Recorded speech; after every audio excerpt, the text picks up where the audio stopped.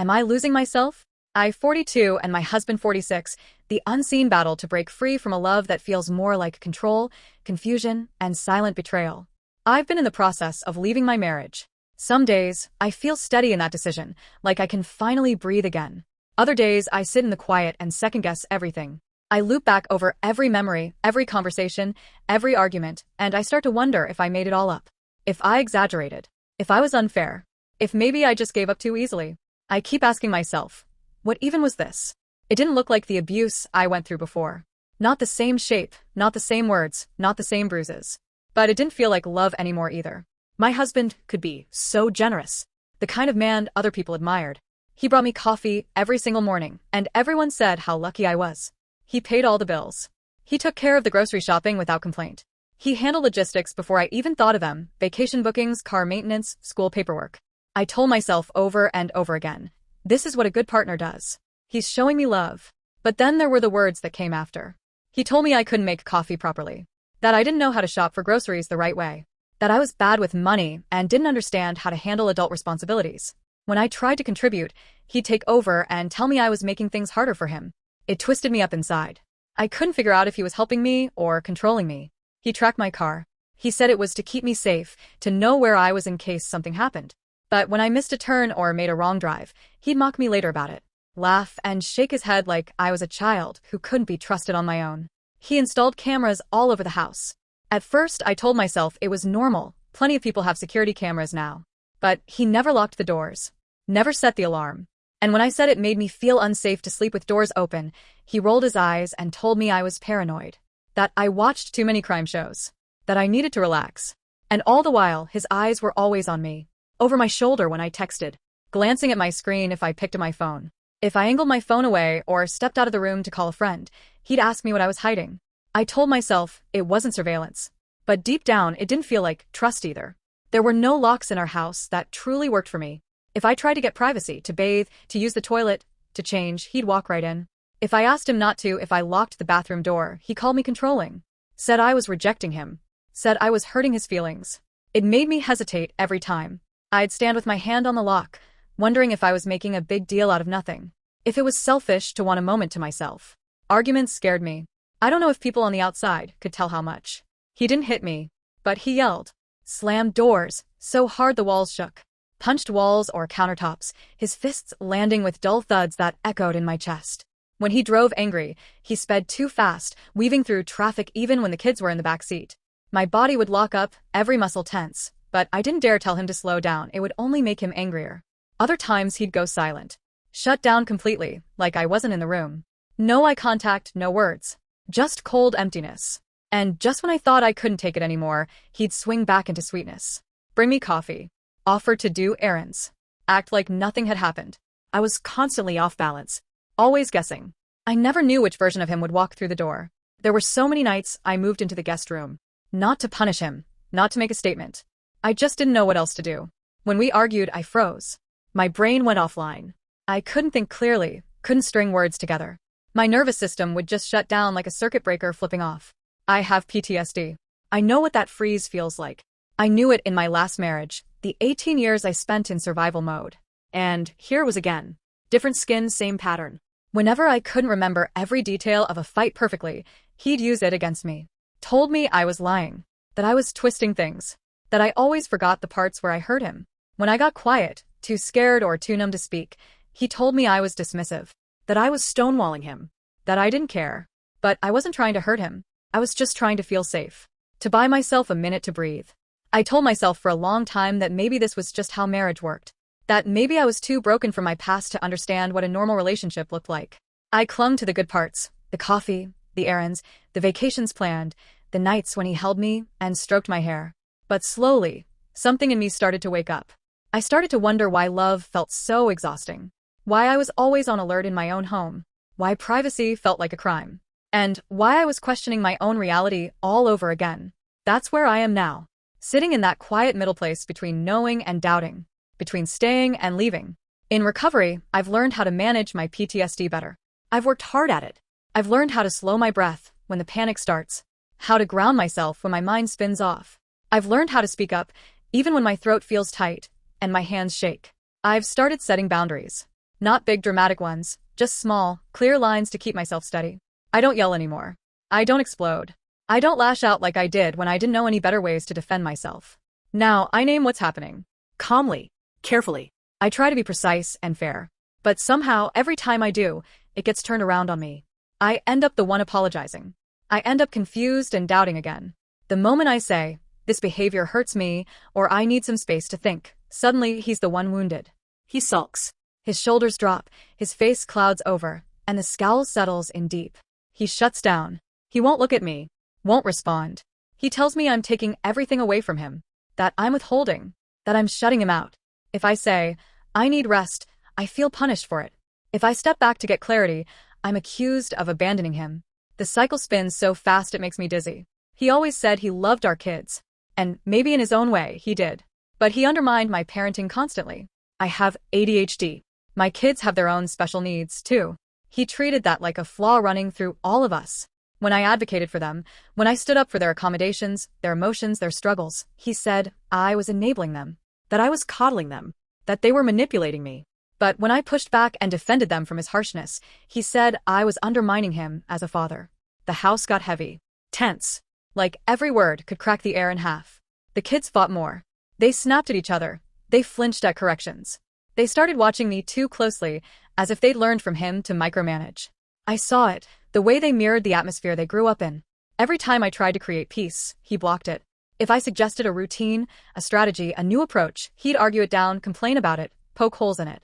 But in the same breath, he wanted affection from me. Constant affection. Attention. Validation. As if none of the other chaos was real. As if we could pause all of it, and I could pour myself into him. Like a reset button he expected me to hit, over and over. He was involved, though. That's what confused me. He stepped into the visible parts of parenting, school meetings, sports practices, doctor visits. To the outside world, it looked like he was the anchor holding us together. But I was doing all the invisible labor. I was the one reading the IEPs at midnight, emailing teachers, researching strategies, managing meltdowns in quiet corners. Bit by bit, my kids stopped coming to me. They deferred to him for everything. I'd open my mouth to answer, and they'd turn to him instead. It felt like I was being erased right in front of my own eyes. He told me it wasn't him, it was my drinking. That hurt. I didn't have a drinking problem for 80% of their lives. Yes, I struggled later. Yes, I coped badly when things got overwhelming. But to say that erased all the years I carried them, held them, showed up for them, it didn't feel fair. It felt like he was rewriting the story to justify his control. He got clever with words, too. He used therapy language, the kind that sounds polished and wise on the surface. If I pointed out a pattern that reminded me of past trauma, he said I was projecting. If I got upset or overwhelmed, he told me it was just my PTSD, not anything he had done. He'd say he was scared that I didn't really love him. That maybe I had just used him as a soft landing after my divorce. That maybe I never cared at all. It cracked something open in me, every time. And then the conversations would stretch on for hours. Endless emotional talks, circling and circling.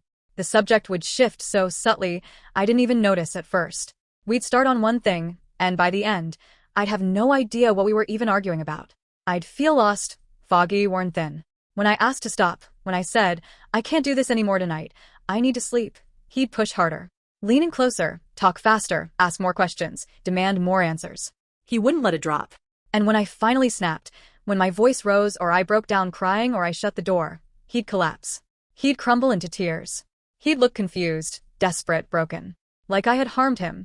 Like I'd done something cruel and unprovoked. It was destabilizing. That's the word I keep coming back to. I never knew which way was up. I could never trust my footing. I could never be sure whose reality we were living in. I just knew I was exhausted. I knew I didn't feel safe. And I knew that no matter how gentle or clear I tried to be, somehow I always ended up the villain. We had agreed that I would go stay with a friend out of state for a month. A break. Space. Just enough time to clear my head, to figure out what I needed. He helped me pack. It felt like a gesture of support, like maybe, just maybe, he understood why I needed to step away. But once I left, everything changed. He sabotaged my plan. At first he said he panicked. That he didn't know how to handle me being gone. That he was worried about what might happen. But from where I stood, it didn't look like panic at all. It looked like strategy. He took steps that could have completely destroyed everything for me. Everything I had worked for. He called the police, my friends, my doctors, and said he was concerned about my mental health. He told them I was unstable, unfit, dangerous. He didn't know I knew what he'd done. He didn't know I had the receipts. The phone calls, the texts, the conversations. But I couldn't let it all fall apart. Not yet. The truth is, I hadn't stood up to him sooner. Because I kept telling myself he was supposed to be my safe person. He was supposed to be the one who understood. The one who protected me. I couldn't admit it, not to myself and certainly not to my ex-husband, that I had walked out of one abusive marriage and into another. That I had unknowingly placed my kids into another unsafe situation. I had known him for so long before we moved in together. I thought I knew who he was. I never imagined he could turn into this. It felt like a betrayal, like I had been tricked. That I had walked into this house believing it was a place of refuge, only to find it was more of the same. I was so disoriented, so ashamed. I didn't know what to do with that. I didn't know how to take it all in. I couldn't fight two men at once. One of them was my ex-husband, whose toxic presence still loomed over me and my kids, despite the distance. The other was the man I had married, who wore kindness like armor, but whose actions proved to be as damaging as the words of the man who came before him. I felt like I was drowning, so I tried to be better. I tried to be less sensitive, to stop reacting so strongly. I tried to adjust to his way of doing everything. I thought if I could just fit into his mold, if I could be what he needed, what he wanted, then maybe it would all stop. Maybe the criticism would stop. The scrutiny. The constant feeling of being wrong. I tried to keep the peace. I overlooked the red flags. Told myself I was being too emotional. I bent and twisted myself, trying to be someone who wouldn't be mocked or scrutinized. Someone who could just get along, who could make it work. But it didn't work. Everything I did was wrong. Everything my kids did was wrong. And even when he was kind, so loving, those moments never lasted. He could be so generous, so affectionate. He could make me feel like I was the center of his world. But just when I let myself believe it, just when I thought things were finally falling into place, something would shift. It always shifted. How could someone be both kind and cruel? How could someone be so easy to love, and then so hard to understand? How could someone say you're everything to them, and still make you feel like you're never enough? Then came the pandemic. That long, unrelenting stretch of time. And I started drinking. It was in the closet, in the bathroom, wherever I could hide. It was the only place where I wasn't being watched. The only place where I could be alone. I drank to numb it all. To dull the ache. To escape the constant tension. And I'm ashamed of it. I hate that I let it get that far. But I also know why it happened. I know that it wasn't just a random choice. It was a response to being trapped. Scared. So scared. I couldn't breathe. I couldn't think straight. I couldn't bear the pressure of it anymore. I know I'm responsible for my drinking. I can't blame anyone else for that. But I also know that both of my marriages played a role in why I spiraled the way I did. They pushed me to the edge, and when I fell, I didn't know how to get back up. I didn't know how to fix myself. And when I couldn't fix myself, I felt even more broken. I didn't leave because I stopped loving him. I didn't leave because I suddenly woke up one day and realized I didn't care anymore. I left because I couldn't survive in that house any longer. Because I started to feel like I was disappearing. Because I started to believe I was losing my mind. I kept questioning myself, doubting myself, wondering if I was just being dramatic or if I was imagining everything. But the more I stayed, the more I felt like I was slowly fading away. Like I didn't have a voice anymore. Like I didn't have a place in my own life. I was losing myself. Now that I've taken some space, now that I'm finally away from the constant tension and pressure, I'm starting to try and understand what happened. I'm starting to piece together the fragments of my own experience. But it's hard. It's hard to make sense of something that feels so off, so wrong. And yet, when I try to explain it to others, I feel like I'm not being believed. His family thinks he's a saint.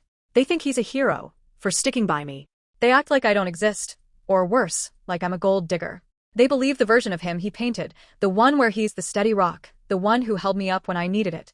But that's not the reality I lived. He didn't hold me up. I did it all alone. I gave up everything to be here, to make this work. I gave up my own family.